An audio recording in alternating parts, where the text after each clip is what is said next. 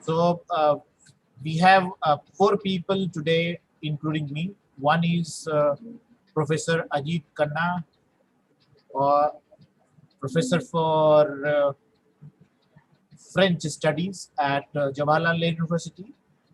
We have Dr. Sanjaya Bahal, Director at Pyramid College of Management. And we have Dr. V.N Shukla, ex-director CDAC, and a senior technocrat and officer at Election Commission of India. All of these people have been involved somehow very strongly with language activities. More will come when they start talking about and sharing their experience. But what I wanted to tell you was that today is a special day globally, for the fact that there are many days like Valentine's Day, Daughter's Day, Father's Day, Wife's Day, and whatnot. But we have a special day for translators also. That means that is a recognition given to translators across the globe. There is a small history behind this day, because the International Federation of Translators, FIT, that operates across the globe in approximately 110 countries, to which I was one of the elected member for some 3 years, and had the opportunity to interact with approximately 110 associations across the globe. That gave me lots of chance and exposure to learn, from variety of people. That was formed, and then after instantly in 1953, they started celebrating International Translation Day to honor themselves, to honor translators. And that particular day has, later on, after lots of persuasion, struggle, and whatnot, United Nations in 2017 recognized this day, as a day, International Day of Translators. And why this day is celebrated, International Day of Translators? It is celebrated for the fact that there used to be a very well-known translator, and his name was Saint Jerome. He has translated Bible directly from Hebrew to Latin. And this dates us back to around 380 AD. And from 380 till 412, he continued translating Bible. Now, there is nothing big about it, because everybody translates, literature in ancient time, and most of them, it was religious text. Even in Indian context, we have lots of references about, transcreation or recreation or storytelling, Rupantar, we say.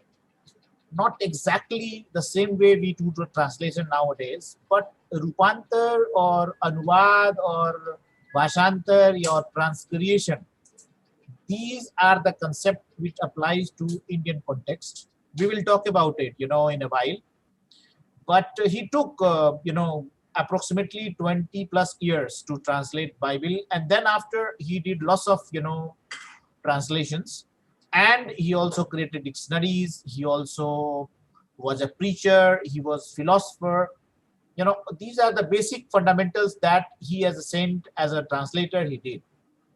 And it was a breakthrough for the fact that at that phase of time, no one was allowed to touch sacred, text. Sacred text was considered, was the messenger message of the God. And God's message cannot be altered, If there is any altering it, it was called blasphemy, and he or she could be exiled, executed, killed, and all atrocities could be let loose on them.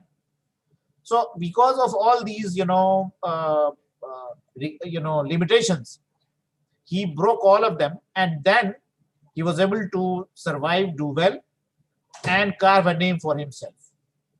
So translators who were at that phase of time considered traitors, and later on also this name kept on coming because they betrays the text, original text. Now that day, people celebrate. But when we talk of, now translation and languages in Indian context, there was no concept of translation at all. Rishi Munis or even Vedic period time, translation or knowledge was transferred from one generation to another. And it was also allowed to add some more knowledge, wisdom, according to the changing period, according to the need of the hour, as well as persona of the people, rishis and gurus. So even in today's time, although scholars have given less importance to the persona of a translator, the personality as a human being, his psyche, his brought up, his education, his state of mind, his overall well-being, etc. Although translators, or we as a translator, keep on dealing with the text only, context also, sense to sense, word to word, all these discussions have been going on for a variety of years. But the most important discussion in today's time, I believe, is the persona, the personality of the translator. If you are not, conscious about who is handling the text, and if you believe that a person will handle the text and do justice to the translation, it is at a kind of, I will say, imagination. The reality is text is there, context is there, grammar is there, rules are there, sense is there. But if the psyche of a translator is not in a good frame of mind, he or she will not be able to do justice to the translation. So therefore, the personality study of a translator is equally important. Therefore, the personality building of a translator is equally important. It's not that you remain in an isolated zone and you get lost in words and keep on struggling with text and context all alone. If you are not doing well in society, if you are not frank enough, you are not bold enough, you will not be able to do well with the text. Boldness is important, and that comes from knowledge, critical thinking, upbringing, overall development of personality, your discipline, your ethics, your values. In Hindi we call it sanskar. In French, our friend Ajit Khanna will tell you there is a philosopher, Pierre Bourdieu. He has given a theory of social theory on translation. He has studied lots of personalities as well as social interactions in Algeria as well as in France, and then he came out with observations, and that observations tells that we as an individual, we interact with each other on various levels, and that is what is called power struggle that comes into picture. So even translators in a day-to-day life struggles. We struggle in relationship with our friends, family. We struggle in relationship with our society. We struggle in relationship with our people where we work, working culture, political situations, economic situations, social situation. So he defines there are 4 types of culture, capital. One is social, another is political, third one is cultural, and fourth one is intellectual capital. So it's not only money that matters in life or in society. It is any of these 4, if you are strong enough, you can create a big impact. And if you are impactful, that shows on your face. So there was a slogan, if you have power, it shows, So if you have knowledge, if you have something, you have guts, anything of these, money, social capital, relationship, you are socially recognized. Cultural capital, you are, you have cross-cultural relationship, you have built up variety of, knowledge, in education, degrees, etc. Cultural and intellectual go together. If you have degree, recognition, it comes on your face. In Hindi, we call it sanskar. In his term, it is called doksa, overall personality that comes, your posture, everything matters. So as a translator, if you remain a docile translator sitting in a, a corner with a computer, that docile thing gets directly impacted in society, and you yourself will not be able to become, a person who can take on the world boldly. And for taking on the world boldly, you need to be equipped not only in terms of linguistics, language translation, but also in terms of social capital, intellectual capital, economic capital, political capital, and whatnot. Now there is another point that comes into picture for any translator or individual is how to get these. In current times, there has been tremendous opportunities in last 10 years for translators. People say the AI and memory tools and these hybrid tools and translation tools will kill the profile of a translator, and it will be replaced, translators will be replaced. But the reality is these AIs, big data and all, they have created unprecedented opportunities which cannot be measured, I'm telling you. Just imagine the moment I am speaking, there is a demand globally to be heard in all major languages of the world. So if I had a purchasing power or a money power, I could have given funds to more than 100 interpreters who could be interpreting me. And that kind of activities have picked up well even during Corona crisis, my friends. So the opportunities, that we are talking about is too high. And these are the tools, they are the human control tools that is always there in your hand. They enhance your capabilities, they make you faster. Because now the world is moving towards fast delivery of everything.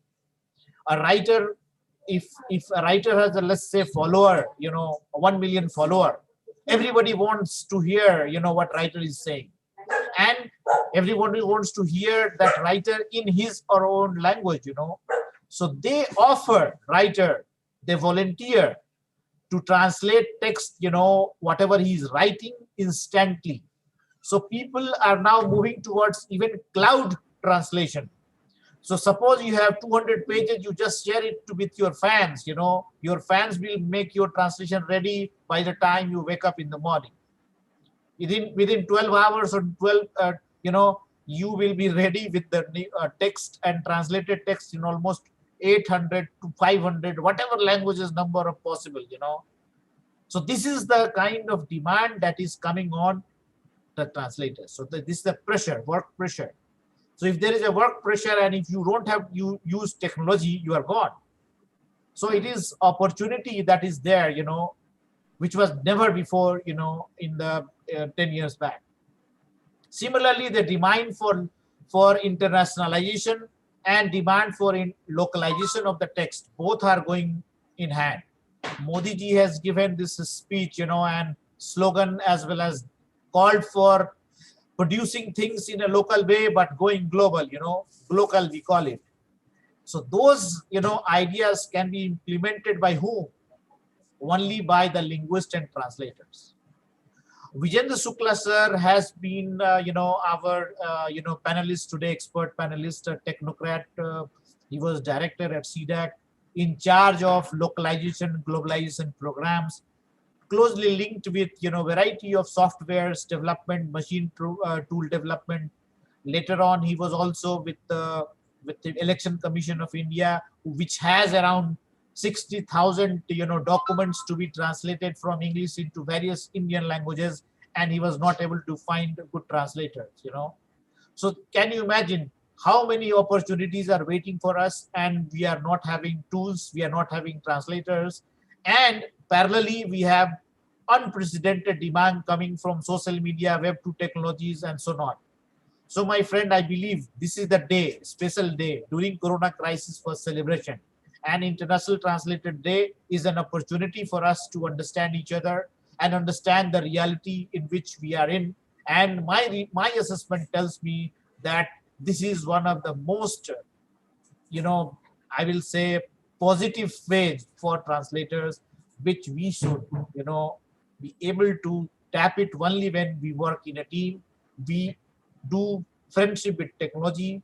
We do team building. We learn project management. We learn contract management. We learn how to interact with variety of other streams, including medicine, including pharma, including technology, automobile, law, and all other dimensions, including spiritualism, Veda. Everything wants to go global. So this is what I perceive.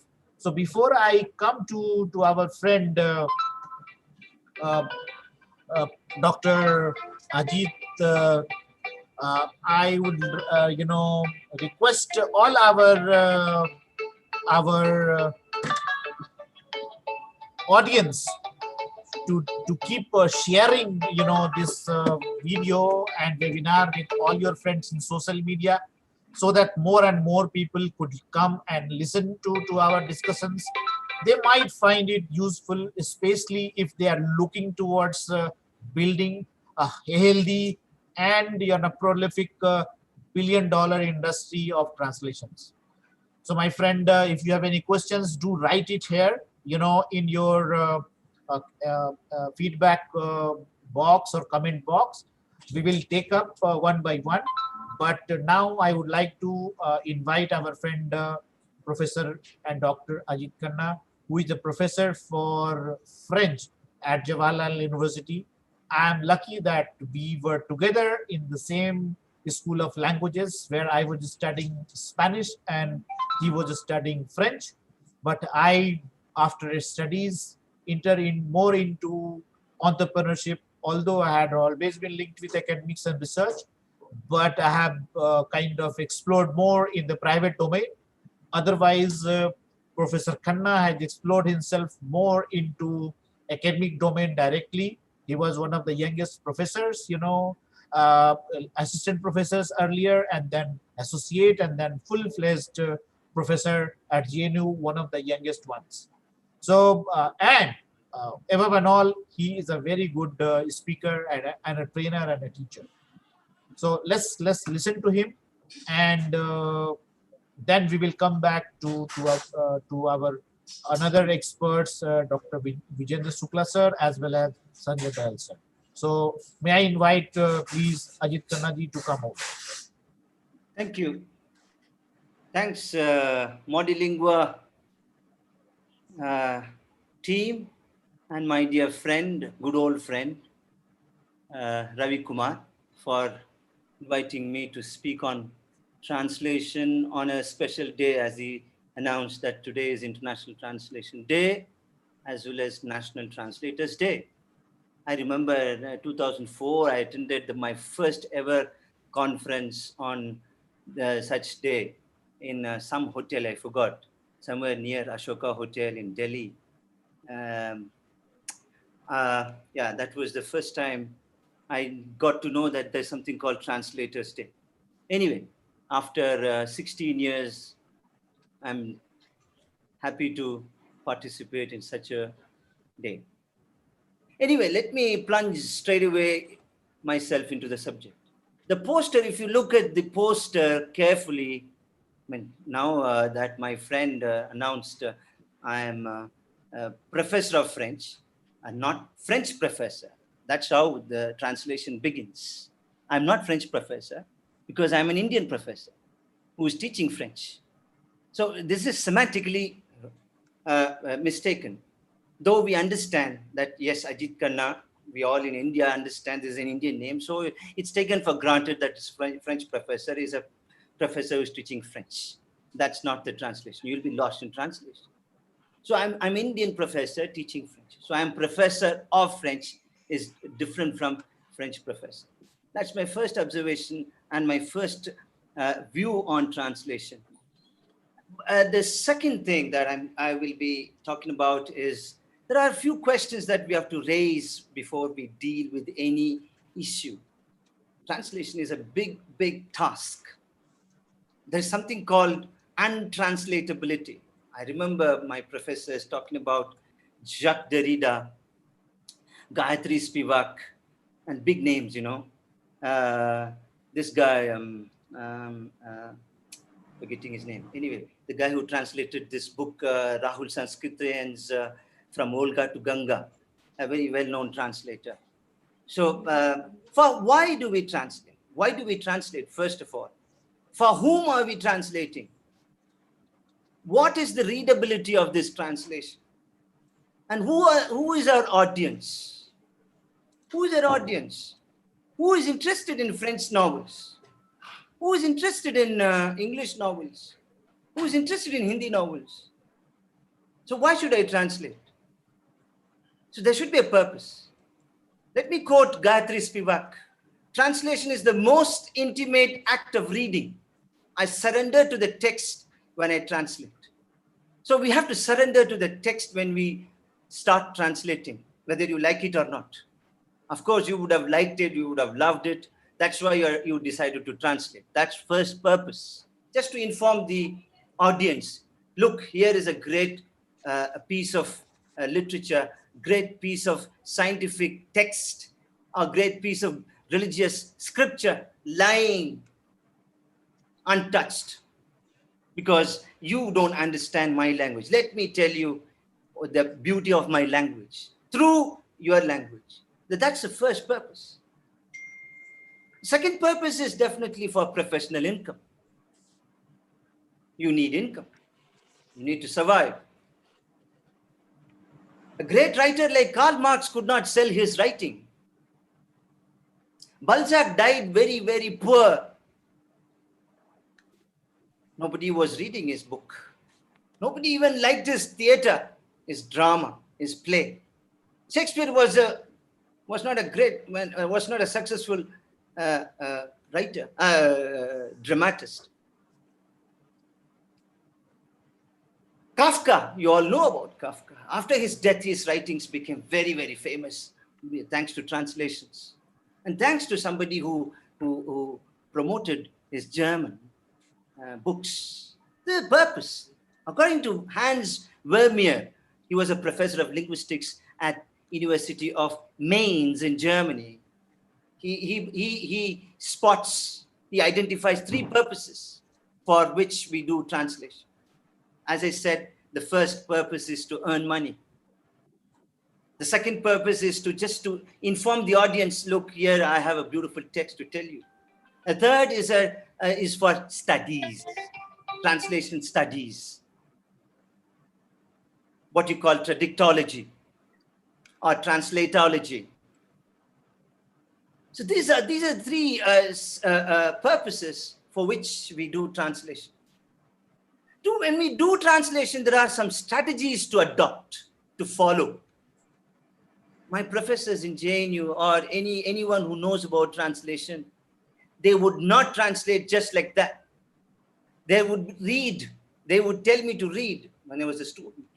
They tell me to read something called first-hand reading, superficial reading. Just, go through it. Just have a glance. Second is a very close reading. Third, reading, you would have memorized some of the cultural elements which are untranslatable. I'll come to that later. So these are some strategies that you have to adopt. I'm not going to go into detail, but let me just give you 2 or 3 strategies just to begin with. There's something called syntactic strategy. You all know what is syntax. I'm just sharing it on the screen. Please allow me to share, Ravi. Please.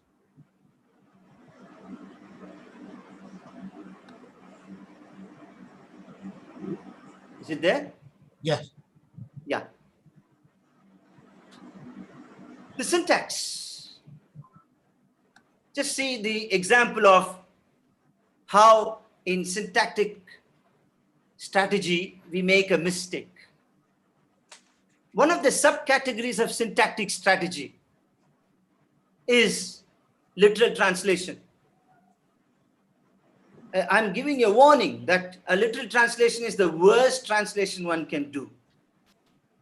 It's a default strategy. And let me also say there's a very famous adage in translation. What is beautiful is not faithful. What is faithful is not beautiful. Example, kindergarten in German would be children's garden. But in English, the expression refers to the school year before preschool and class 1, isn't it? KG, pre-KG, KG1, KG2, kindergarten.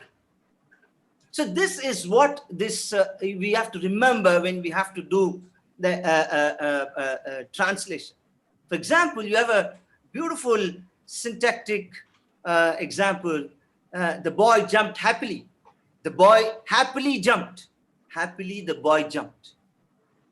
The first two sentences, first two phrases, sentences in fact, are more or less the same, almost the same, identical. But the third one is not. I don't have to explain why the third one is not what the other two sentences mean. This is a strategy that you have to adopt. You have to be very, very careful. And all of you know about this very famous advertisement, Renault's pen.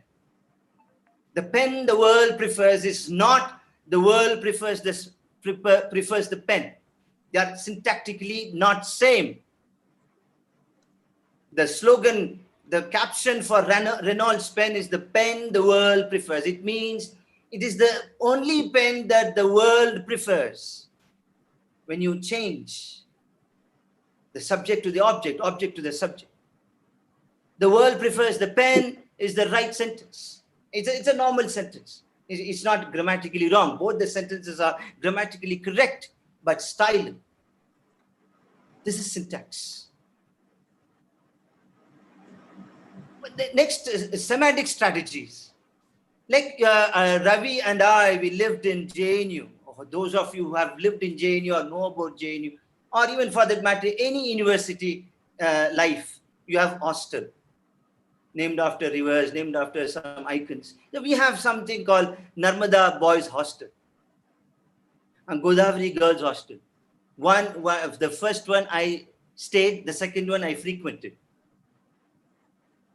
Because it's a girls hostel. So boys hostel, semantically wrong. Why? Because we are men. It should be named Narmada Men's Hostel, Godavari Women's Hostel. So that is what is all about semantics. It's about meaning of the word. You got to be very, very careful when you translate. Otherwise, it'll be lost completely. Anyway, the translation is lost. I'll come to that later, why it is lost. There is a loss of translation. The third strategy that you have to adopt, there are subcategories in these strategies that I'm just enumerating. There are subcategories in syntactic strategies, literal translation, loan translation, etc., etc. In syntactic, in semantic translations, you have so many subcategories: synonymy, antonymy, etc., etc. In pragmatic strategies, which is very, very important according to me as a translator, Ravi and other experts, Shukla and Bahal Sab would agree with me that cultural filtering is what is the most challenging job in translation. These are some of the theoreticians who worked on this cultural filtering: Chesterman, Bergen, and others.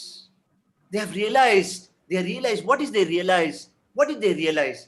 That these culture-bound items like slang, like dialects, Bhojpuri, Avdi. I was trying to read Kabir's Dohas in today for my preparation. It's mind-boggling. With my little understanding, with my little knowledge in Hindi, I don't know Hindi, but I know the functional Hindi in my 26 years of my life in north of India. But I don't think I have that expertise to understand Rahim's Doha or Kabir's Doha. So this is intralingual translation. I don't know Tirukural, the classic texts the Sangam texts, one of the finest texts. It has been translated into French 18 times. Because why has it been translated? Are they mad to translate 18 times? I'm sure Hindi pundits should be telling me, you should tell me after my speech. I want to know how many times Kabir's Doha have been translated into English or French or into any other languages. How many times? Tirukural was translated into French for 18 times, my dear friends. And I have my 19th translation, which I don't dare disclose. So these are some of the strategies that you have to follow before you venture into this very complex academic exercise or linguistic exercise called translation. What are the challenges? Some of the challenges that you have in translation. One may have to face court case if something goes wrong. You may have to go to court. You may have to go to court if there is a legal translation that you have done. I'm told the guy who translated Bible from Latin to English was burnt to death. I stand corrected. I heard when I was doing this translation, somebody was narrating this story, like Galileo was attacked. The guy who invented umbrella was beaten to death, stoned to death, because rain is considered to be divine. The guy is trying to stop this rain, protect us from rain. So he was stoned to death. Same way, the guy who translated Bible from Latin to English was burned alive. These are some of the difficulties, you see. It's a challenge as well as a difficulty. It's a double-edged sword, translation. So as I said, what is faithful is not beautiful. What is beautiful is not faithful. Like Kural, or you have Doha. You try and translate the way it rhymes. It's very rhythmic. It's very rhythmic, isn't it? You all know better than me. Kabir's Dohas have this rhyme. And same, Tirukural also has, it's quite rhythmic. So if you translate with the same rhyme, rhythmic effect, you are somebody, special. It's so tough, but anyway, you can do it. Somebody tried in Tamil. I'll come to that later. I have a very interesting experience to share with you. When I was learning Hindi in 1994, that's when I came to Delhi for my BA. One fellow said, water is, if is, increase. Those of you know Hindi, if I translate, pani hai, agar hai, badao. So he was translating in the mess hall. Water is, if is, increase. It is very creative, my dear friends, for me. Though everybody was mocking at him, everybody was laughing at him, but the meaning is conveyed. But the translation is absolutely atrocious. And grammatically, it's gone, ungrammatical. But his Hindi the intervention is the bloody enemy for him right now. What you call mother tongue. I don't like this word, mother tongue. And what happens to father tongue? If father is from Mithilanchal and he speaks Maithili and mother speaks Bhojpuri, what would be their son's or daughter's tongue?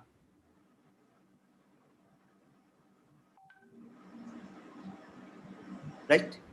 So, so-called mother tongue intervention, Hindi, Tamil, French, Malayalam, etc., etc. So what am I trying to drive a point here? What am I doing here? There is a very beautiful phrase in Italian, traduttore, traditore. Traduttore and traditore is a very idiomatic and rhythmic sentence phrase in Italian. It simply means translation is always a betrayal of the true meaning of the original. A translator is a betrayer. A translator is a traitor. My colleague Asha Puri, who teaches interpretation, she always keeps talking about this traduttore and traditore. I'm thankful to her. So this adage is very, very fitting in terms of loss of meaning in translation. Lost in Translation, there was a movie. It's a wonderful movie. If you all should watch, if you are in this field, translation field, a beautiful movie. So it's a translator is a traitor. This is a criticism, a positive criticism. That doesn't mean there are no good translators. There are great translators. We all read some of Premchand's stories. I'm a big fan of Premchand, thanks to translation. Otherwise, I wouldn't have known anything about North India, the Hindi-speaking culture, or Urdu-speaking, or Hindustani-speaking belt. Kafan, Godan, Shatrank Ke Khiladi. Oh, what a beautiful satire. So it's all happening because of translation. But at the same time, the betrayal happens. The way you understood Kafan, I would have never understood, and I have not understood even today. So that's why I evoke Jacques Derrida every time there's something called untranslatability and traduisibilité in French. Untranslatable. You can't translate the untranslatable. You're taking a huge risk. So I'm coming to a next concept called lexical gap. This is called lexical gap. What does that mean? When you don't have right words, what do? You can't get stuck over there. You can't get stuck over there. You have to move on. It's like, a fast train. He was talking about fast world. Everything is fast. You want it tomorrow, man. I want it tomorrow. I was like, slightly nervous. Ravi Kumar, he has invited me, but he has not sent me any link. He's sending it just 1 hour before. That is the technology. Can you imagine? Can I make it to his house or the place where he invited me in 1 hour? Impossible. So let's make full use of this technology. Our ideological differences. Yes, I don't like these virtual classrooms, these webinars. But how do we do when in a pandemic situation? How do we do translation? When even now I'm translating unconsciously or simultaneously. I'll come to that later. Simultaneous translation, interpretation. Whatever I'm saying, it's coming from my mother tongue. I mean, in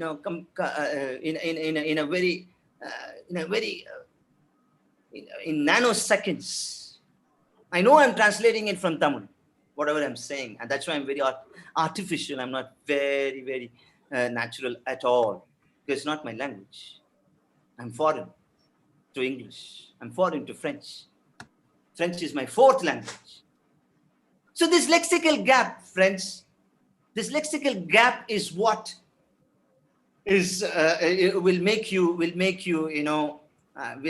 spin your head. You have to twist and turn the phrases. How do we say that? How do we say certain things in French? How do we say that in English? This is the biggest challenge. Believe me, there's nothing called perfect translation. Just like there's nothing called perfect methodology of translation studies. There are so many methods. There are so many methods in translation studies. So as I said about Kural, Tirukural, one of the classical texts of Sangam literature, a noted Chinese sage says, translating a literary work like Tirukural is like the chewing of rice for another to swallow. Beautiful sentence. The chewing of rice for another to swallow. Dr. Karl Grohl, German translator, he says, no translation can convey an idea of its charming effect. He's talking about Tirukural again. It is truly an apple of gold in the network of silver.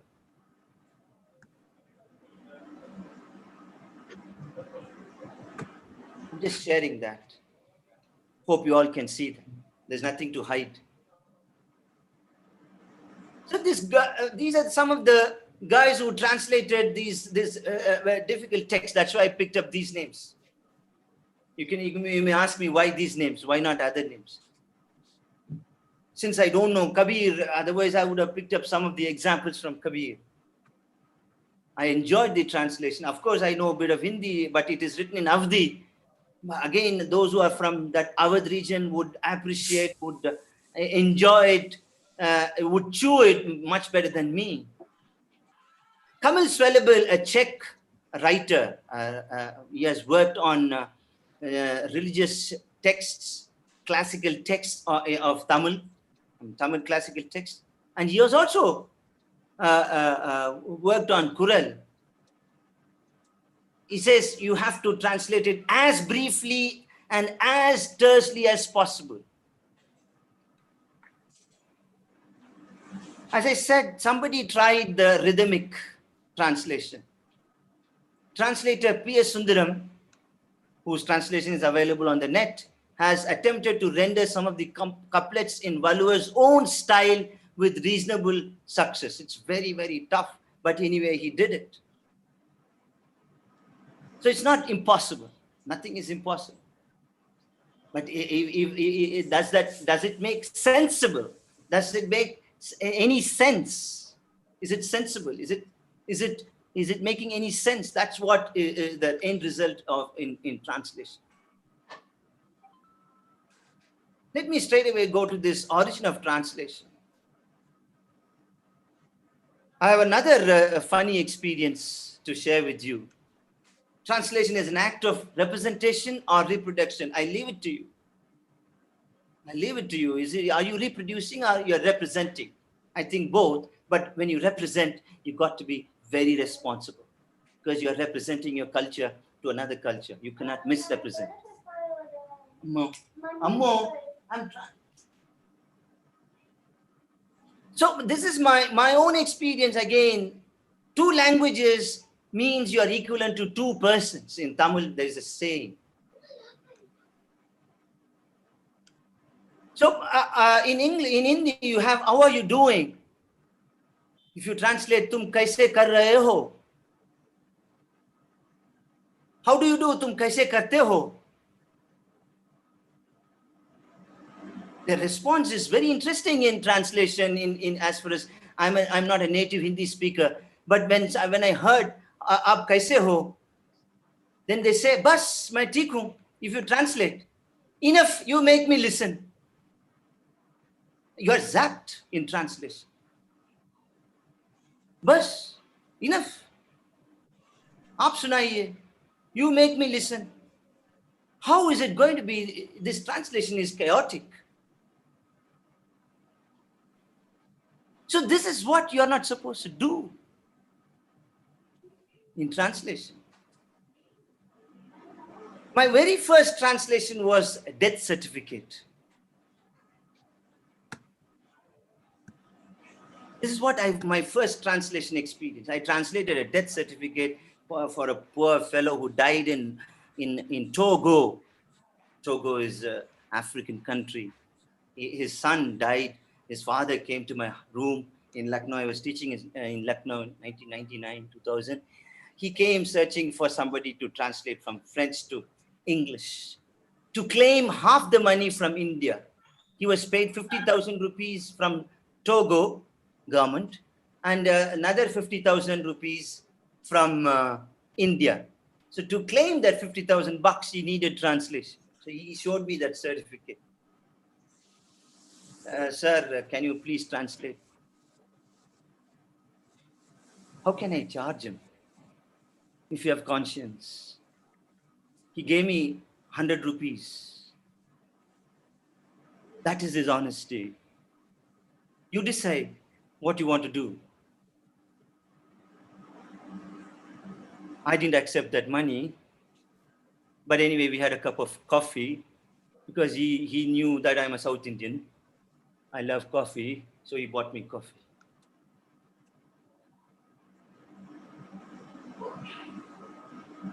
There are the origin of translation. What is the etymology of translation? You have two words in Latin. Very interestingly, the etymology of translation is from Latin, but the etymology of the word etymology is from Greek. So anyway, this translation comes from two words. One is traducere, another one is translatio. Traducere means translatio. Trans means to the other side. And latio means bring or render. So take it to the other side. You have transport, you have transpose, you have transfer, you have transcreate, you have translate, you have transmit, transform. Like you have Trans-Yamuna, Transylvania. Transylvania in Romania, it means beyond the wood, beyond the forest. Transgender. I love this word transgender instead of third gender, because third gender is discriminatory and hierarchical, just like first world, second world, third world. India is a third world country. Now that's why we say developing country. So transgender is a wonderful word for that community. Transvestite, transversal line, transversal wave, transcribe, transcription, so on and so forth. So these are some of the things that you have to remember or master before you translate. You begin to translate. You got to read. You have to read. If there is any translation available, please read it. The transcription must be there. The printed form of translated version. In translation, when you translation, I'm tempted to speak about interpretation. You cannot overlook this field, which is interpretation. It's a very fascinating field in translation. Interpretation, I just quote this Nietzsche, all things are subject to interpretation. Whichever interpretation prevails at a given time is a function of power, not truth. Mark his words. Whichever interpretation prevails at a given time is a function of power and not the truth. As he said, my friend Ravi Kumar said, there are over so many languages to be translated, 60,000 documents. In Strasbourg, where European Parliament is situated, every session, 70 languages are translated, interpreted rather. There are three types of interpretation. One is simultaneous interpretation. Second is consecutive interpretation. Third is sight interpretation. Simultaneous interpretation, you know very well. Consecutive interpretation is take notes and then interpret. Sight interpretation is an oral rendition of a written text. So what is the difference between interpreter and a translator? Not much difference, but there is in profession, there's a huge difference. Translator he sits in a corner and he translates and sends the document. Interpreter is present there and he is translating orally. It's a spoken and written. That's all. That's the difference. So I'm not going to get into this translation studies methods. It was developed in the way back in the 1970s, when translation has helped shape our knowledge of the world. If you and I know about RSS or BJP or Congress or any other movement in this country, reservation policy, or a scientific invention, discovery, it's all through the translation. Television is a big company for translation. I was offered 15,000 rupees for translating election news for India Today for one session, 15,000 bucks a few years ago. So there's a lot of money and a lot of avenues if you are a good translator, a sensible translator. So it shapes our knowledge of the world and our own future. Yeah. Can I ask one question? 5 more minutes? I have one question for you. Yeah, just 5 more minutes, I'll wrap it up. Okay. I'll wrap it up. Just 5 minutes, just 2 minutes. Okay. Is that okay? Yeah, sure. Please go ahead. Yeah. I have some questions also for you. Sure. I'm ready to answer any question that you ask me. Right. I'll just finish it with one last word. So this, I gave you these two words, traducere and translatio. I prefer both the words because both the words convey the same meaning. French has taken the first origin, traducere. In French, it is traduire, traduction. And English has taken the next one, translatio. Just N is missing in translatio, translation. So with this, I welcome criticisms, questions. If I may have made any mistake, please correct me. I'll improve my talk in the next session if I ever get to speak with you. Thank you, Ravi, and thank you, audience, for your patience and hearing me out. Thank you very much. Great, Ajit. You have given a very wonderful, wrap up of variety of theories as well as your wisdom, including certain texts, some examples. A very good talk, I wanted to add a little bit on whatever you said. When we are talking about variety of strategies, let me give you a little add-on to whatever you spoke, Professor Kanna. You had mentioned about a philosopher and a professor, Gayatri Spivak. I am a fan of her because she is the one who has been challenging Europeans Just a second. as well as Americans, on their approach towards women studies in India as well as the world. She's the one she questions and tells Europeans, if you are very much worried about women in India, go and live with them in the villages and then talk about their upliftment. So she's very bold in that sense. And she's one of the very well-known feminist writers. Similarly, there is another one called Nilanjana. She talks about how, Britishers came to India in disguise of so-called anthropology, which was propagated as a science, because science is something based on fact. Nobody can question, those facts. And they came to India as an anthropologist in Oriental College, which they set up. And they studied Indian culture, Indian history, Indian laws, Indian technologies. They did observations and took it back to Europe. And this itself is a translation, because when you are,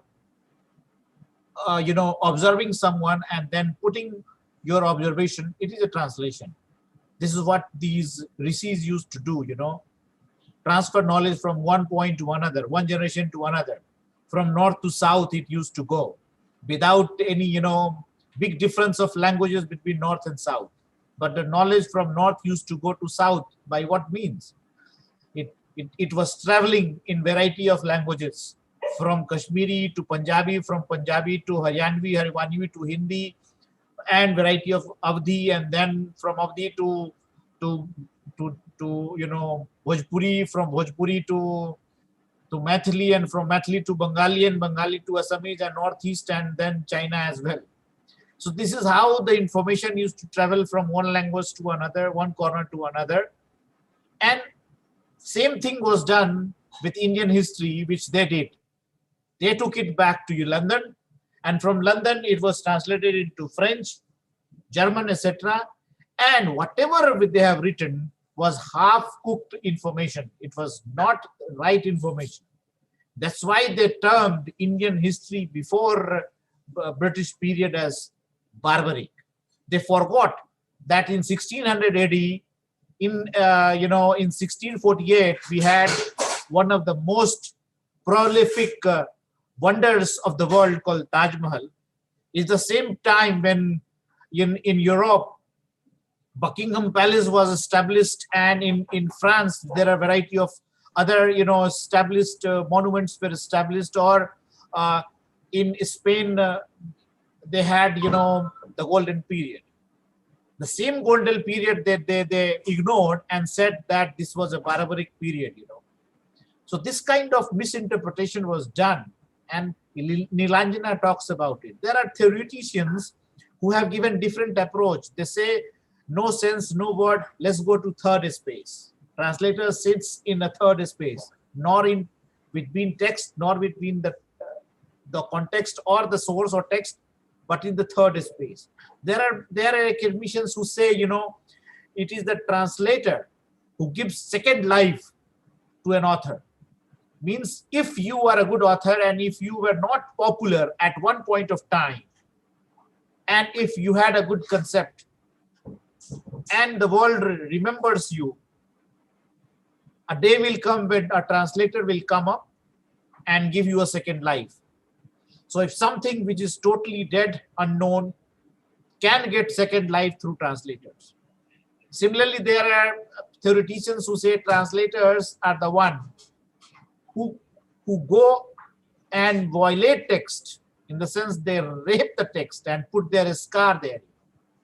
It is very violent form of expression, for which the communists always oppose, because communists have had a feeling that why writers are considered he and translators are considered she, why translators remain secondary to writers. So there are a variety of theories that one can try and study, and it will help our young people and researchers to look into these dimensions and take approach when they are doing literary translation, or when they are doing direct translation, which is called functional translation. There is a polysystem theory, because there are a variety of systems that work in a play. There are systems, there is no clear-cut division. Luhmann, a very well-known philosopher, as well as a medicine expert, he talks about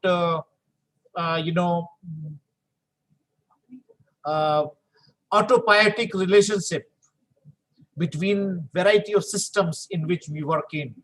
Media is another system, politics is another system, society is another system, technology is another system, and all these systems, they work and communicate with each other. And who helps them? It is the translators. So if you take up any of these, approaches, I believe a translator can be able to do justice during their rendering, during their interpretation, but you had mentioned about people were killed.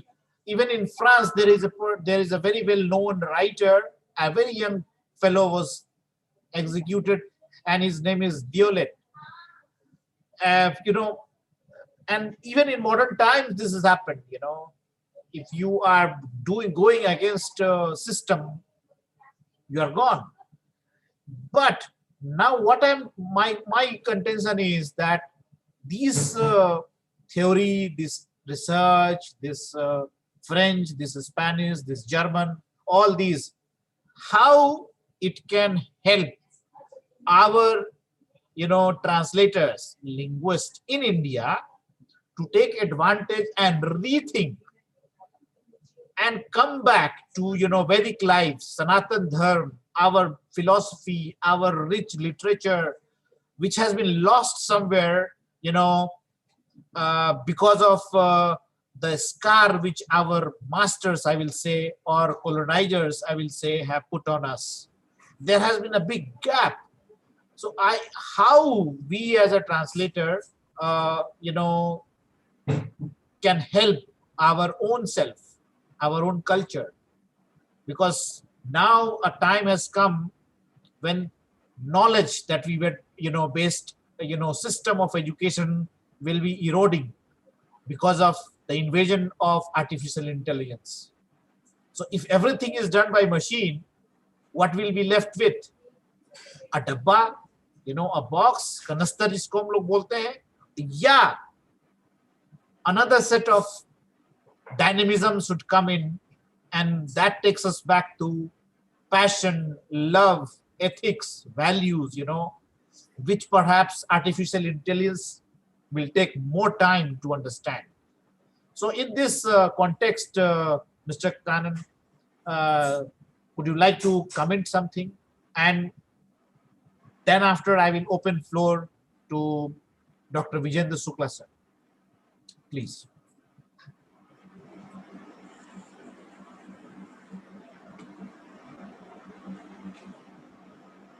Your voice is not coming. You have to unmute yourself. Yeah. Thanks. Thanks for your additional information. This cloud technology that's going to rule this translation domain. It's like replacing, hand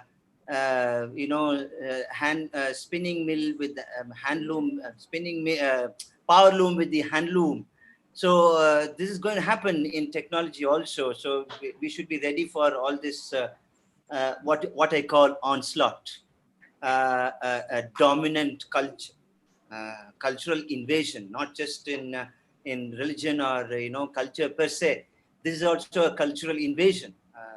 The way we have now, we are dealing with virtual classroom is not the way we were dealing before pandemic. So I think we should be prepared for a kind of adaptation, and adopt a few new methods that's being imposed. Right now, it's being imposed. I'm not very comfortable talking like this, I want to write on the board. Maybe you may call me conservative, you may call me traditionalist, but yes, I have some limitations.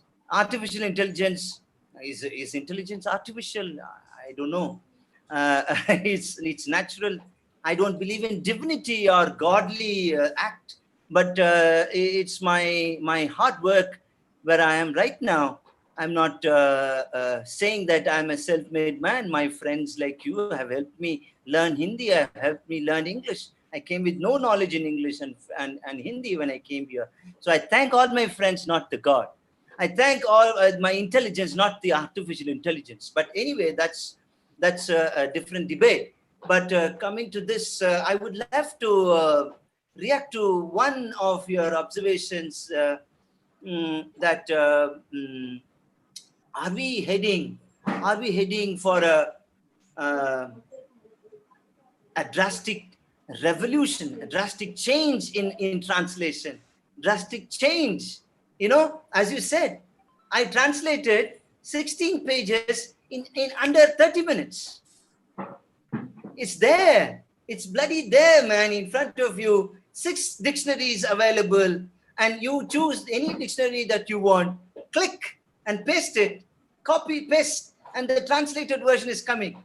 The only job for you now is to check whether it sounds French, whether it sounds Spanish, whether it sounds Tamil, or whatever language, the target language, and from the source language. So everything has been done by machine, has been replaced. Ajith is nowhere there. Ravi is nowhere there. Everything is machine. Everything has been replaced by machine. I would love to take more questions from the audience with the permission of the moderator. Yeah, this is my reaction to this technological translation.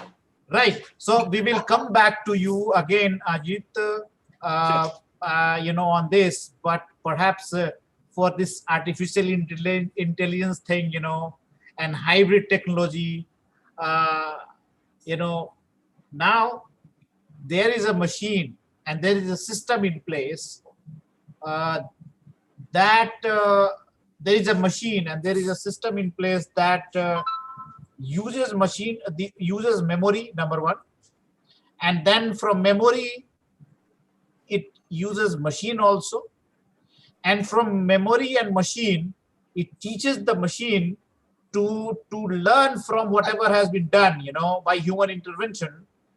And this is what is called hybrid technology deployed by Google, as well as variety of machine translation technology thing.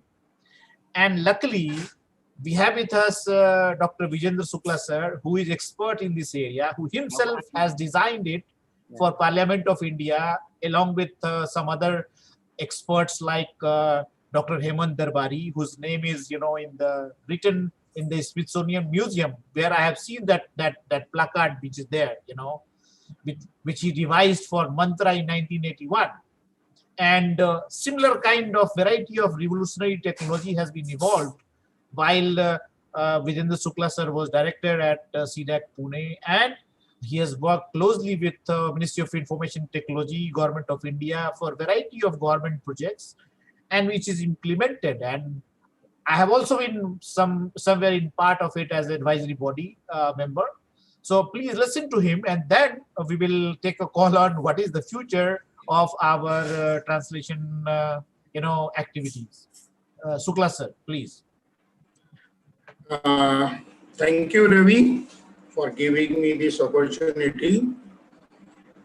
सबसे पहले तो इस कल्पित मंच पर साझा करते हुए professor Ajit, doctor Sanjay, doctor Ravi, इनके साथ मिलकर मैं सभी को अंतर्राष्ट्रीय अनुवाद दिवस की शुभकामनाएं देता हूं, अपना स्वागत प्रस्तुत करता हूं और प्रार्थना भी करता हूं कि जो हमारे भाषाविद हैं, जैसे प्रोफेसर अजीत अभी बता रहे थे मुझे, आप सभी को, मैं चाहूंगा कि कोई भी अनुवादक ट्रेटर ना बने, चाहे वो तकनीकी का यूज करे या ना करे, उसका प्रयोग करे या ना करे।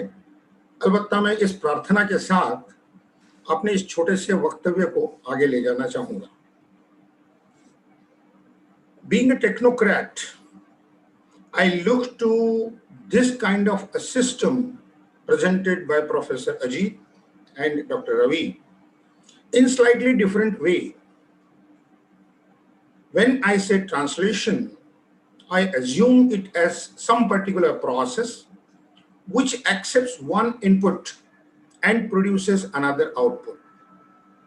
And the input as well as the output, they come under the category called as language. Therefore, being a technologist, again I say, I understand what is the meaning of language in terms of technology, in terms of the object of information technology. Why I'm saying so? Computers or any electronic system will always work with some particular object called entity. And the entity processes through some particular approach to produce another entity. Now, it is basically a data processing element, which is a computer processor, and therefore language here is a data. But the understanding of language is not a data.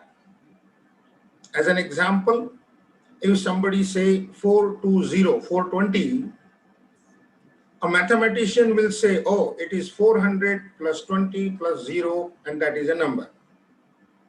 The moment somebody as a professor looks at it, he will ask 420 marks out of so many marks. But if lawyer looks at it, he will say, oh, it is the Indian Penal Code Act. Means data, how we infer it, gets converted to a knowledge, and a translation is a process in which we are translating a knowledge, ideally a knowledge to knowledge translation. I'm happy that Ravi indicated a very, very gigantic hypothetical question in our mind, in everybody's mind, saying that long back there was a knowledge in our Sanskriti, in our culture, which was modified for a variety of reasons by a group of administrators in between for long period of years. And now what we have is altogether different language. So can we translate the original back to so he is talking of retranslation. I'm happy that can be done. But when he pointed out, and when Dr. Ajit responded about artificial intelligence, I would like to categorically point out the role of technology into a system called translation system. Technology can be small, technology can be big, technology can be group of technologies together supporting somebody for carrying out a process to achieve the objective. When I say so, I can say that IT, the information technology tools, are available for translators to translate with some speed, with some accuracy. When I say that there are some automatic machine translations, that means they accept the source as language, produce the output in variety of way, and then ask user to modify and get what they want out of it. Two extremes. And artificial intelligence stays somewhere in between. When in 1955, the terminology was coined called artificial intelligence, that time it was mainly oriented to bringing some smaller components towards automation. It never meant to imbibe the real meaning of intelligence. But later on, people like you and me, the users, they created what is intelligence, human intelligence, and what is artificial. What is the difference between the two? Let me tell you, artificial intelligence is not a term competing with human intelligence because it cannot. So the comparison doesn't come. Artificial intelligence is a system in which there is some data and there is some knowledge base. So combination of database and knowledge base put together, the system is trained to handle the processing and produce the output going in that direction. Let me give you one very small example. Let us say I saw a girl in the market. That is my sentence. When I translate, what do? I first go to dictionary. First, I categorically separate out all words. Then I try to figure out in my morphological analyzer as to which word is what, whether it is a noun, whether it is a verb, whether it is an adjective or adverb, or only a connector, or only some stop word, and then I translate it using dictionary as Professor Ajit pointed out. But that dictionary is not the dictionary what is available in a print copy as it is. That dictionary is much bigger dictionary, and it is called a lexical resource. It is not a dictionary. It is fundamentally a lexical resource. What does it do? When I say I'm cutting something, it takes cutting, then it relates it to as a verb because of its position in the sentence, and then find out its root word. And it finds out that, oh, cut is a root word, ing is added to make it some variation in it, and what for. And once it understands, it gets the meaning of cut in this target language, add up all other component as a knowledge because of ing component in it, and then produce the output. So it is not just opening a dictionary, going to that word, picking out what sort of meaning it gives, and create the sentence. It doesn't do that way. Now, initially, when machine translation systems were existing in 60s, they were of that nature. When artificial intelligence was imbibed into the system, they started finding out root word as lexicons, find out their paradigms, and using paradigms, they were trying to find out something. As an example, I saw a girl in a market. Now, other words are not significantly important for my example, but saw, S-A-W, saw. Saw, when I look it as a verb, it means in Hindi as dekhna, but at the same time, it also means katna. So should I translate that? I saw a girl in a market, मैंने बाजार में एक लड़की को काटा. That artificial intelligence will not allow, because the context is observed and produce output thereof. That means the intelligence component has been built in the system to understand inter-word connectivity near and long, and then accordingly find out what are named entities, what are verbs, what are adverbs but are working as adjectives, what are adjectives which can also work as an adverb, and then it analyzes and the best solution it produces. These are artificial intelligence kind of a usage in machine translation. Another approach, everybody knows that, I don't have to repeat, but just for the sake of our discussion, the statistical translation. Google is using statistical translation. Ravi pointed out that it is a hybrid translation, but that hybridization is not mixing of rule-based, statistical-based, and example-based, but it is a corpus-driven statistical mix, and that's why it is a statistical.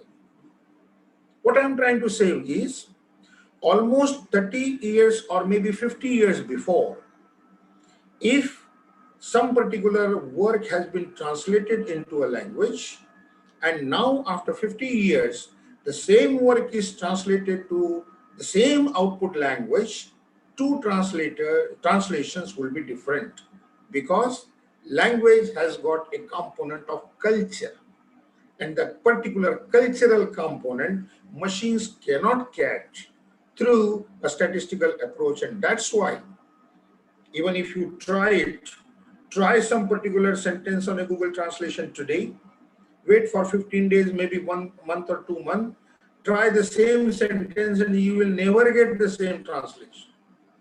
Because meanwhile, other people have used it, they have corrected, and they have pointed out the meaning of this word is not so and so, but it is so and so, and Google learned it. It is a machine learning approach, what Google follows. And because of that, there does not exist a consistency, and the use of technology in appropriate manner, if it is done, it only can produce. So they are trying one approach, that's all. What I'm trying to finally indicate is, language is not just a grammar, language is not just a dictionary, language is not just a semantic meaning of it, language is not just syntactic construct of some particular sentence, but it is a culture also. And on top of it, when writer writes something, he always adds something between the lines which is not visible, but to a human mind it is visible. And that way, the translation systems of information technology systems or use of ITs in it cannot capture that meaning in between. I'll give you one small example. I say, President of India arrived. And in Hindi, if I say, Bharat ke Rashtrapati aaye hain, it's an honorific. And if you translate in any other European language, then it will not have any honorific component in it. In Hindi, we make plural form for giving a respect. In Urdu, this concept is too much imbibed in the language itself. And that's why in a sentence, the source sentence, which word should be translated, which word should not be translated, which word should be replaced for originally different words so that output can come proper. IT can help there to the translator, but cannot do the work on its own. I usually used to say that machine translation can work correctly if any one of the following approach is used. 10 to 20% pre-processing, 10 to 20% post-processing, rest of 60 to 80 machine will do. Or another approach, no pre-processing, 60% machine translation, only post-processing. Or no post-processing, 30-40% pre-processing, remaining machine does and output is generated. But when I say so, I mean that the user who is doing pre-processing or post-processing should be the expert of both the languages.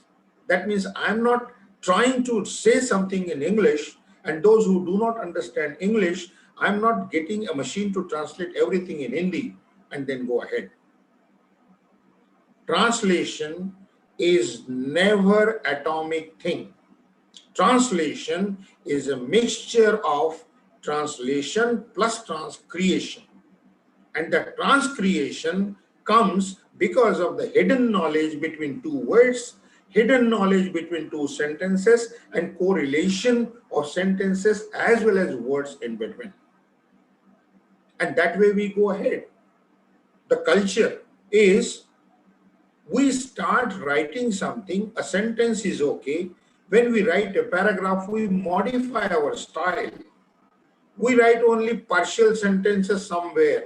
We write only words somewhere. Now, when I say welcome, whether welcome is a word or a complete sentence is a question. Translate in Hindi, just swagat is never operative or not used effectively. Aapka swagat hai, somebody has to say. That means aapka hai, kahan se aaya? Welcome was the input and dictionary says it is swagat. So that will not work. So what is missing? That also has to be captured. And that particular component, intelligent systems can do better with some machine learning approach. And that machine learning is a time variant thing because language is a culture and culture changes over a period of time. Now, of course, in any longer text, there could be a percentage of some sentences, group of sentences, which need to be translated. But there are some sentences which need to be transcreated. There are some sentences which don't need to be translated at all. And there are some words or sentences which need to be added to the output, although they are not present in the input, only then it works. Ideally, a question always comes up to any technocrat. I'm not a translator. मैं अनुवादक नहीं हूँ. I don't understand the theory. I learned so many things from Professor Ajit when he says, and whenever Ravi meets, he talks about these things, so I understand many theories in translation. I have never been a student of translation, but I work for a technology. So I try to look at you as a translator, and I try to figure out, oh, this solution, this technique, or this particular component will work from him. That way it goes. Now, lastly, I would like to wrap up because I was told that it's not a lecture, it's a discussion that we need to have. It's a panel discussion. So I would like to wrap up by saying that understanding of a knowledge and creation of a knowledge is ideally a translation. And it can never be done by a machine alone or a human alone, because both of them, they do have some characteristics. Human mind is good at intelligent work. Machine is good at repetitive work. Now, if Varshik eval or annual reports are to be translated, then machine can do better. But if it is a Wordsworth poem to be translated to a poem like Rabindranath Tagore's poem, then definitely it cannot.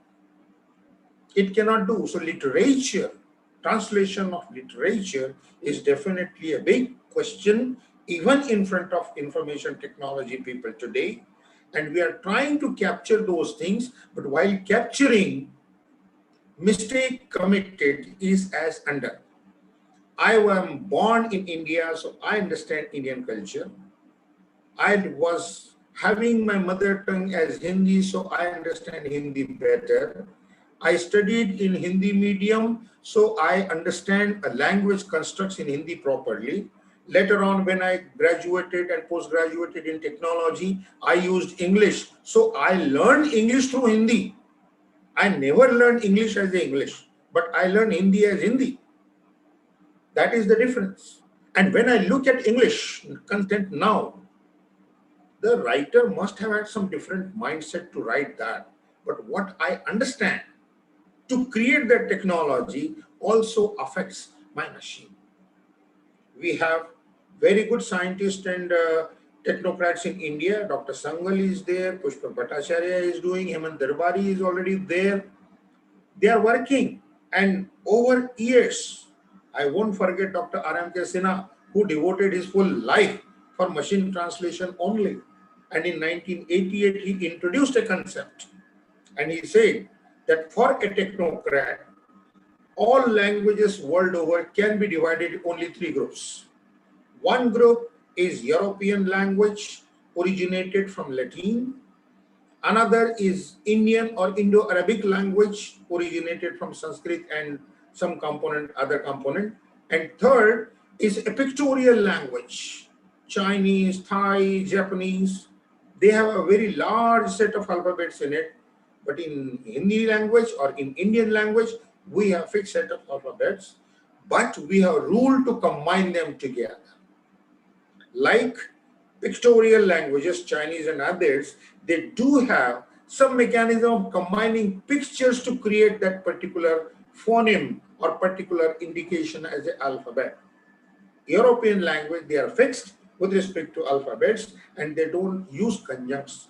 These are three different characteristics a technocrat understands, and then they try to write something.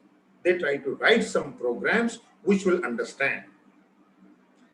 A technocrat can translate Pascal language program into a C language program because both are computer languages, and the reason behind it is Pascal gets first converted to machine language, which a hardware machine can understand. C also can be translated into a machine language, which machine can understand. They have a common fulcrum, and that's why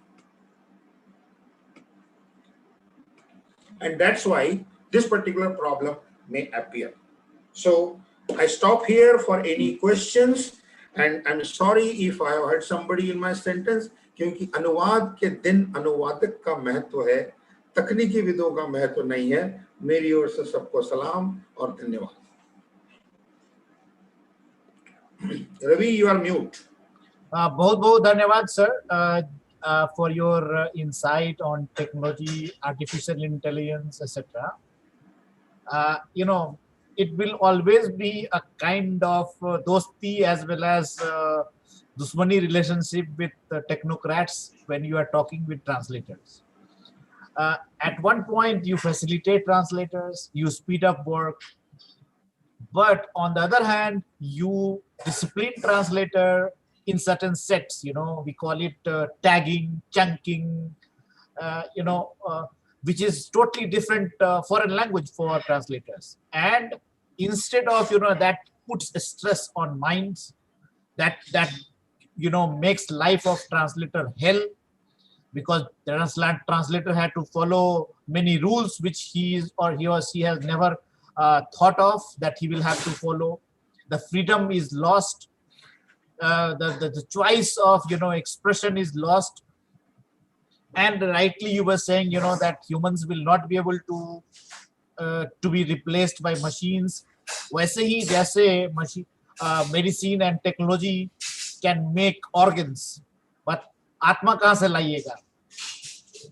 The same thing is there in text. You can replace text, but the flow, the tone, the expression, that creativity, is to be brought in by humans only.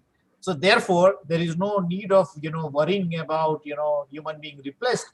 But certainly, one has to be little tweaking himself. So that's the idea, and it's very good that, sir, you talked about uh, stalwarts like R.N.K. Sinha sir, Hemant Darwari sir, Pushpak Bhattacharya ji, Dr. Sangal. I have been very fortunate that I have interacted with them on variety of platforms and been part of certain projects, as advisor to certain from end users perspective, and I just hope that this kind of discussion, we will have another one maybe on technology, machine translation. We will have a panel discussion after we celebrate our International Translation Day.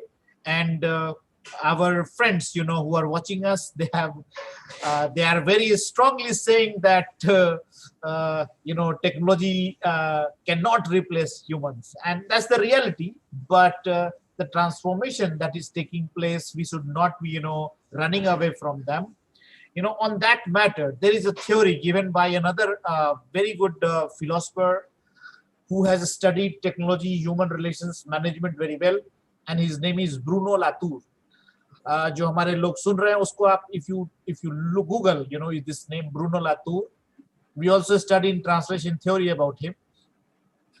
He has given a theory called actor network theory, and that theory is very important because it talks about relationship between humans and machines. Both are different. Both are having their own activities. Machine is sleeping, until you have something to do. You are not planning yourself, and suddenly you have to do work. What will you do? You start your day, and the first thing that you will do friendship with machine. It can be electricity, switch, fan, motor, machine, or your computer, or a supercomputer, or something that comes into picture. So we humans talk of human civilization, but we never talk about machine civilization. That is already there. We ignore that, and without that we will not be able to do our day-to-day work now.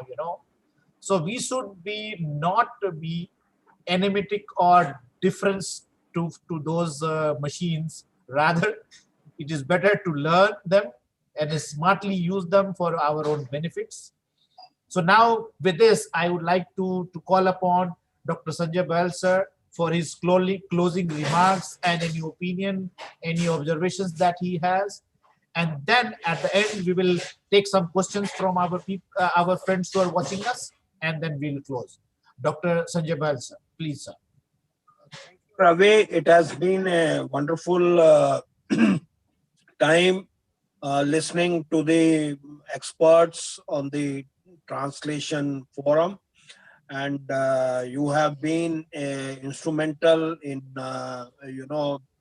bringing the stalwarts, one from the Jawaharlal Nehru University, Dr. Kanna, and Dr. Vijendra, who have been very instrumental and doing a lot of work into this scenario.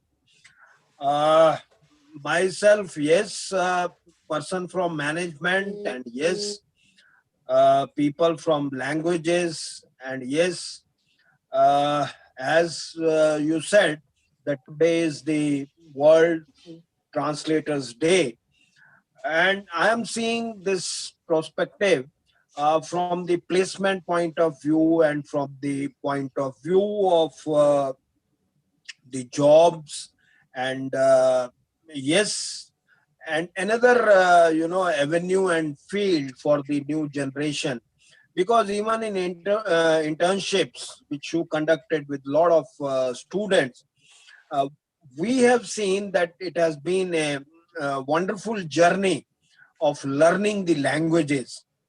As you know, there's a lot of resources in the world which is still untapped, because I don't know anything about many of the African countries, and many of the African countries doesn't know about my culture, which is 5,000, the oldest civilization, Indian civilization. And many a time, of course, Ramayana, Mahabharata, and the Gita have been translated into many, languages. But still, epics like Vishnu Puran, epics like Garud Puran, been still, a lot of uh, these things have not even been to the Western world. So there is a lot of, work which has to be done. And yes, the life span of 70, 80 years is very less. I think so. It is my thinking that to translate and to know the things, to know the religion, because even you say 140 crores of Indian population, if you ask people about Quran, about Bible, many of us will not be, very frequently have understood, because that is not in our, language. Similarly, even the Guru Granth Sahib Ji, which has to be, in Punjabi. Of course, they have translated into other languages, many of the people, but still there is a lot of work to be done. And as world is getting into the global village, and geography is fast becoming history, and as Virender sir has said, that it is the machine learning and it is the internet is cutting across all the sections of the society. And because of the economy in the world, the countries like China, Japan, Korea, India, Germany, and yes, the oil-rich countries, Middle East countries, have come to the forum where the business is being, woven across these places. And because of this, the language like Chinese, Japanese, Arabic, Russian, and Hindi have come to the forefront of the world, and is creating a lot of ripples into the job market of the translators. Translators, because there is a lot of work which is going on the legal fronts. There's a lot of work which is going on the health and the medicine. There's a lot of work even going on in the engineering field, even in the finance, as well as in the marketing field.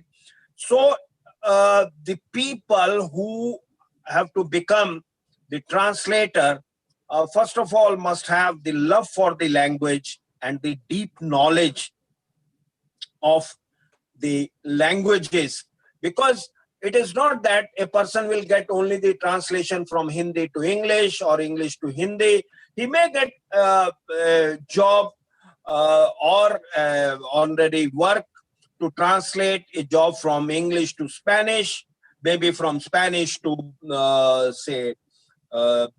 French. So he should not think that knowing 2, 3, 4, 5 languages will make him a good translator, because ye tapasya hai. Mean in this he has to keep on learning, because there is no end to it, and one should always go ahead with this. And what another aspect in the world is that if the Indian people have to work as a translator, they have to keep the price. That marketing aspect also have to be looked into the manner, so that lower price can also gain entry into this big job market. And of course, the expertise as well as the time accuracy of completing the job has to be there. And yes, as Sir has said very clearly, it is the the machine which has come into the process of translating. I just share the example with you, many a time we make, press note in English. And then normally the newspapers over here in Punjab, they ask us to give it in Punjabi as well as in Hindi, like Punjab Kesari or Dainik Jagran. So they ask to give it in Punjabi. And once, because I am not very through with that Punjabi, so I normally do it in Hindi. And I tell the people, and the moment you say, I asked some of my staff to convert it into Punjabi and Hindi. This person brings it in, say, 10 minutes, but the language of English doesn't match whatever we want in Hindi or in Punjabi. So we have to redo it as per the language, as per the real meaning. So that is a challenge, And as you have been saying, the personality of the translator, yes, that matters a lot. The ethics, the social theories, which you have said, Ravi especially, and the cultural capital, which you have stated, and cross-cultural, the culture of the people, along with the sanskars which you have talked about, is all in the translations and what the people have to understand.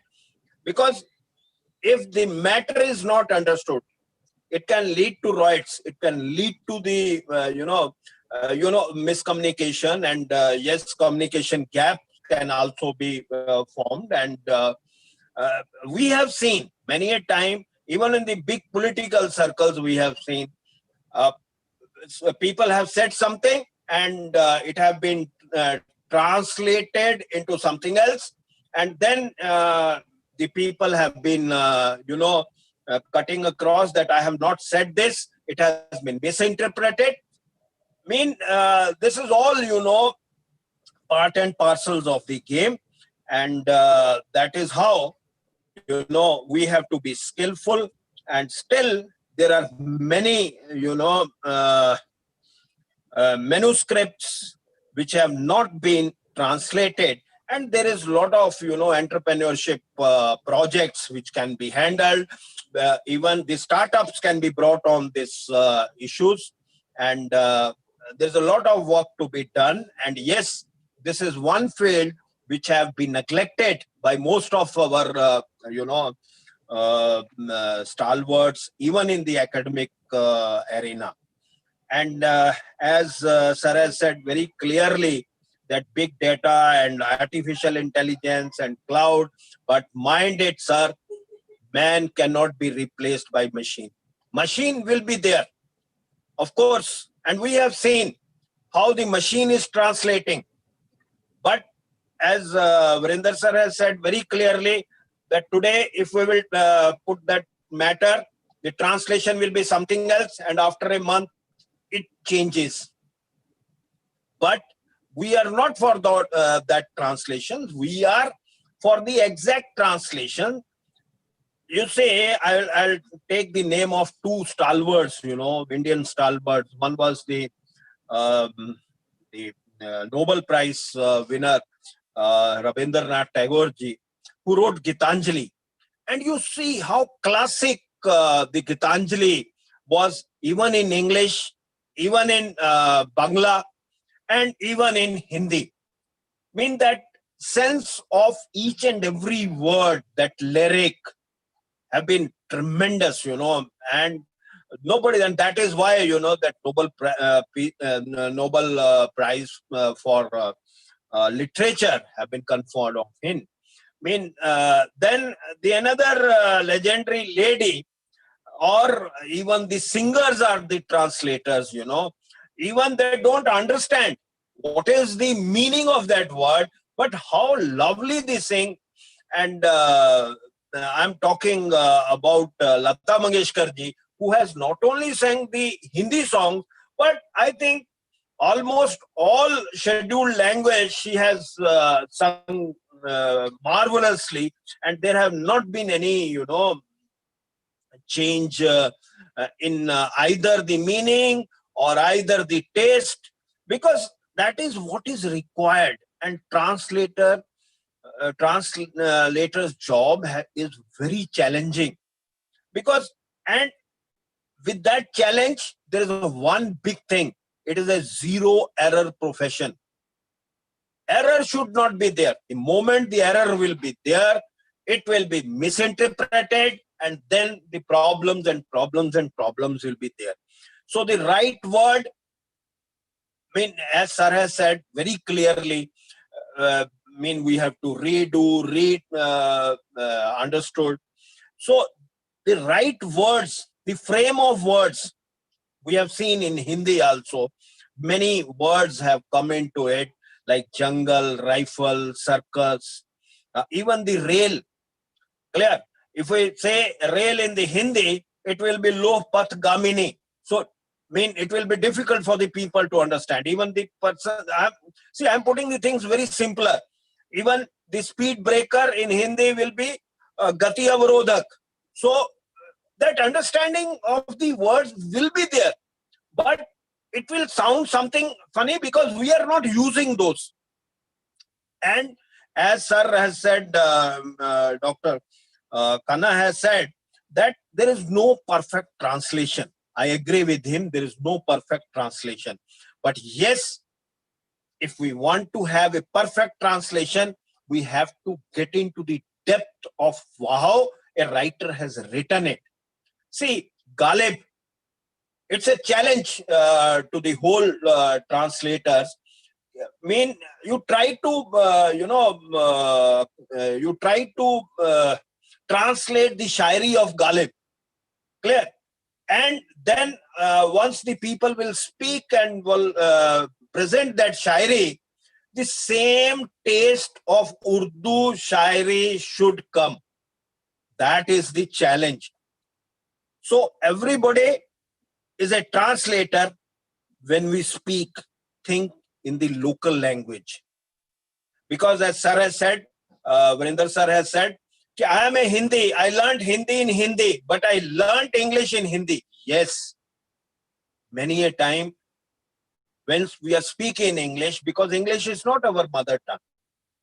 And once we are speaking in Hindi, the backdrop of what we are thinking is in the local language. And then our mind, because of reading our vocabulary, we get into the present aspect.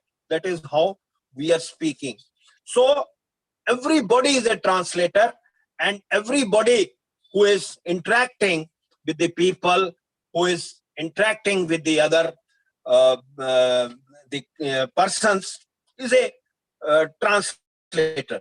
Even we have seen Madam Sarojini Naidu, the Nightingale of India, clear, how she was thinking in Tamil, and then how she was putting it in English. Marvelous. Many of the, stories of Tenali Ram from the South, which have been, translated into Hindi, people have done their best. But if those epics or those works are read in the local languages, and then the translation is seen, then we find there is a lot of difference. So that is the biggest challenge. Therefore, many books have been translated to different languages because of the particular time. Like most of the books of Mahatma Gandhi, My Experiment with Truth, have been translated into other languages. But Discovery of India by Jawaharlal Nehru, even the letters to the daughter by Jawaharlal Nehru have been translated. But there are many languages in the world which still needs Indian culture to be depicted to the whole world. So that is, a great challenge for all the translators. And there's a lot of money. Yes, as Sir has said, there's a lot of money. But the money is only for the quality work. And for having the quality work, the cognitive domain of the translator has to be checked, has to be developed, has to be trained time and again with the machine. and a person has to be better than the machine. As Dr. Kanna has said, that 60 pages are translated in 10 minutes. Sir, I agree. 10 minutes or more, you may have translated within 5 minutes. But the real crust, the real beauty of the word, the real sense of the words might be missing. And even in the whole literature, if one word is misunderstood, the whole translation works can lead to zero. So it is a very, very sensitive profession, very, very, dedicated profession, a zero error profession. But yes, salute to all the translator on this day, because there is still lot of treasures to be translated into all the languages of the world. There are near about 640 crore people on this earth. And if we can make our culture known to the people, the culture of non-violence, the culture of honesty, the culture of doing good, so this culture can transfer the world. And yes, this is a challenge for the translators. So thank you, Ravi, for giving so much of time. And it has been a pleasure listening to you all people. And I tried little bit on my own to justify and to know. Yes, because being a student of management, we will always look for that how it can be beneficial, how the money can be brought to the translators, how the new and aspects can be, for the betterment of the society, not only in India, but everybody in the world. So thank you, Ravi. Thank you, Dr. Virender, and thank you, Kanna, for so lovely debate on this day. Thank you. Anything, Ravi, I can do for you? Yeah, please.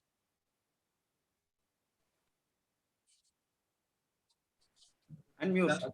Thank you for all your observation, comments, etc. It has been a very wonderful observation from your side, especially about our ethos, culture, which should reach out to 640 crore people on this earth. And India being very rich in various languages, 1600, languages on average. And if, the way the technology is progressing and penetrating, and if there are certain triggers like open sources, which is, another culture in making, which is allowing everybody to collaborate and produce something which everybody can enjoy, collective. On the same line, I have tried to do some experiments and launched online dictionary, collaborative dictionary called Legal Course. You can go and add some value, donate some terms, and for the common benefit. Whenever I get time, I also go and add some terms there. So on same lines, the legalcourse.com I have launched, luckily.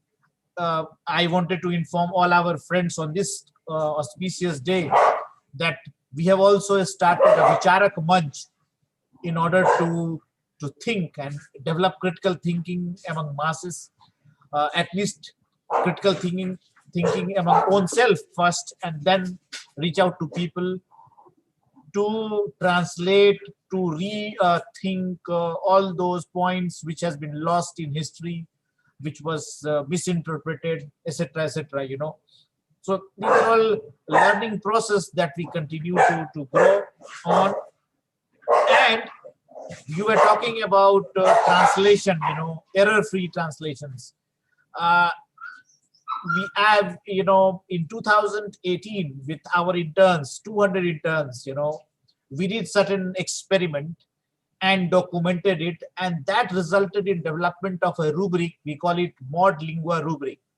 So we have used human intervention for editing, certain text. We have also used machine technology like Grammarly, that corrects your errors. And we learned that we can reduce, the time of editing by, 50%. So if you are using machine and reducing your time of, editing by 50%, and if you use that 50% gain time for betterment of a style, betterment of, beauty of the language, etc., it can be a revolutionary step, for our system. So that's what our contribution or development. It may not be, considered as a mass level thing, but we have been doing this thing.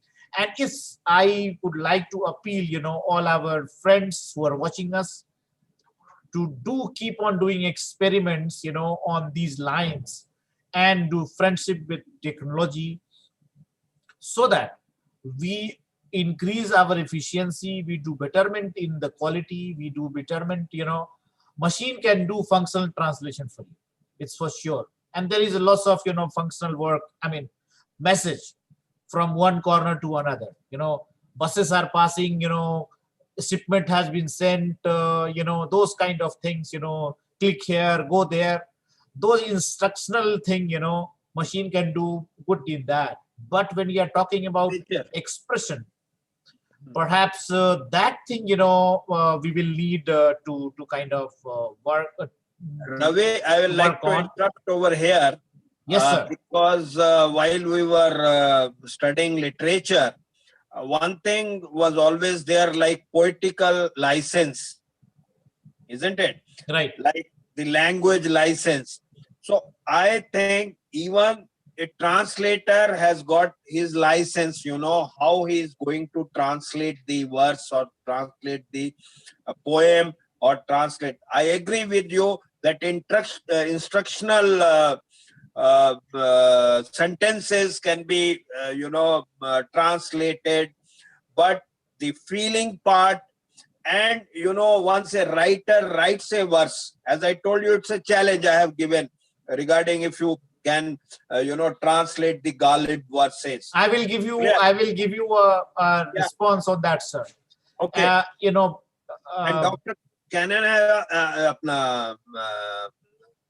has also said that he tried with the Kabir verses. Clear? So that essence, and all languages, even if it is a Bhojpuri or if it is a Maithili, these all language have their own beauty. Clear? I will sum up that in that beauty, even the structure of the words, even the phonetics of the words, and all these things, mean that classic cannot be replicated by